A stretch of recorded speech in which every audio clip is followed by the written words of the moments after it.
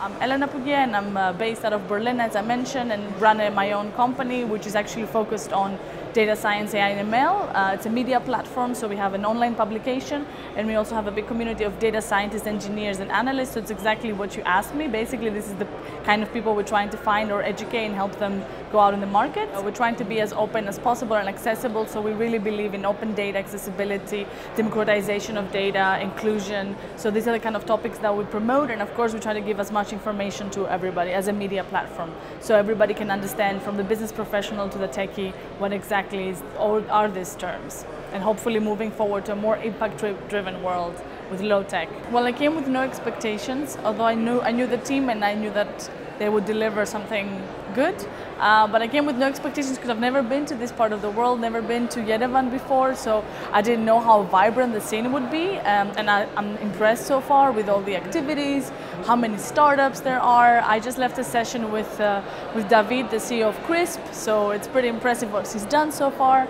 Yeah, I mean, so far, I mean, it just started, but so far it looks good.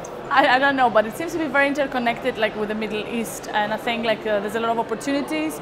Definitely, from my perspective, I'm based in Berlin, so for a long time coming from Greece as well. So I'm sort of at the border between my, let's say, original upbringing is in the border between Middle East and West, and I've been in very Central European market so far, so I would say that there seems to be a lot of tech talent coming from here, and for sure, like in any case, when it comes to this kind of like hidden gems, it's always a good underdog. The good underdog comes through, and it's a surprise to see like what a different ecosystem can do and what kind of markets they can tap in. Well, what we've been noticing, and I've been seeing a lot, is because we're going through a recession, right?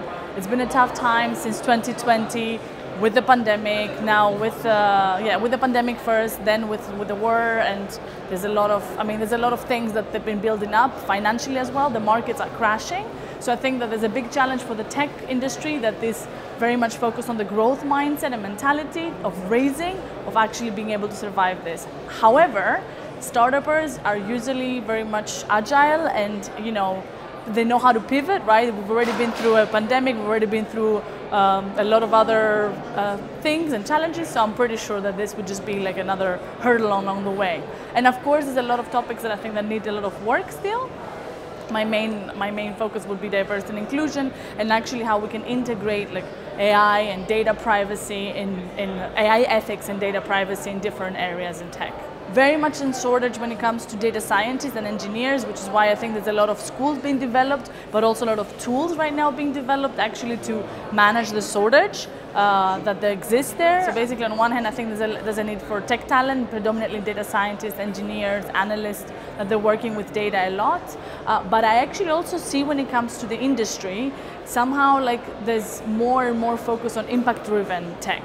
So, and for that, actually, low tech, let's say, not needing to have all of this technical people to be able to execute, but also have a good idea that would be profitable, but also with a social entrepreneurship outlook.